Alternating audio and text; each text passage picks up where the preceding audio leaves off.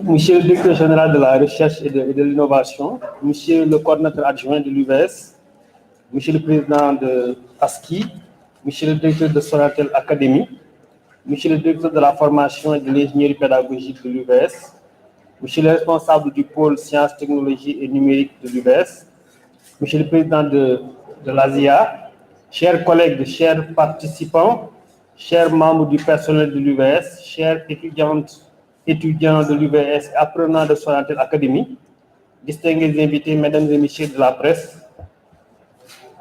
je voudrais d'abord remercier les organisateurs de cette première conférence INDA-BAX au Sénégal d'avoir bien voulu associer l'Université virtuelle du Sénégal à cet événement.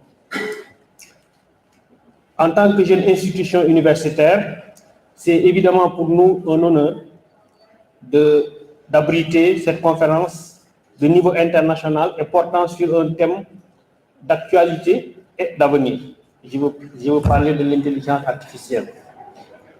Même si ce n'est pas un domaine nouveau, je pense qu'aujourd'hui, l'intelligence artificielle se présente comme l'une des thématiques qui va dominer le monde de la recherche dans les années à venir, mais aussi notre quotidien. Je ne reviendrai pas sur tout ce qui a été dit par mon collègue et ami professeur Bamba Gueye. Donc pour l'UVS, qui est une université qui a fait un pari sur l'avenir, c'est effectivement une opportunité pour pouvoir profiter de l'audience qui est offerte à travers cette conférence. Et nous sommes en train aujourd'hui à l'UVS de mettre en place un dispositif de recherche. Et je suis sûr, sans me tromper, que l'intelligence artificielle va occuper une place importante dans les programmes et projets de recherche que l'UVS va développer dans les prochaines années. Et je citerai juste un exemple. Aujourd'hui, l'UVS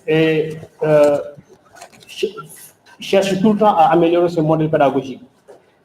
Je me dis quelque part qu'un exemple d'application, un cadre applicatif, c'est tout simplement comment utiliser les solutions liées à l'intelligence artificielle pour améliorer la qualité de la formation.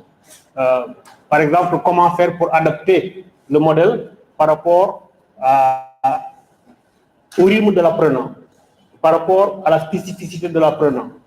Évidemment, le modèle ne doit pas être... Aujourd'hui, nous avons un modèle standard, mais le jeune bachelier n'apprend pas de la même façon que moi, qui ai déjà épuisé mes neurones, parce que le jeune bachelier est beaucoup plus frais que moi, donc la capacité d'apprentissage est peut-être plus importante chez lui que chez quelqu'un qui est plus vieux que le bachelier. Donc je pense que ce sont des exemples comme ça que nous devrons aborder.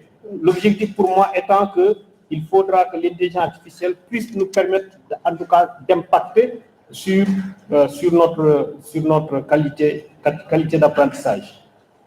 Et sur le volet formation aussi, nous avons déjà, je pense que M. le directeur général de la recherche reviendra là-dessus tout à l'heure, parce qu'il a été interpellé par mon collègue Bamba Gueye par rapport au Centre national de calcul scientifique.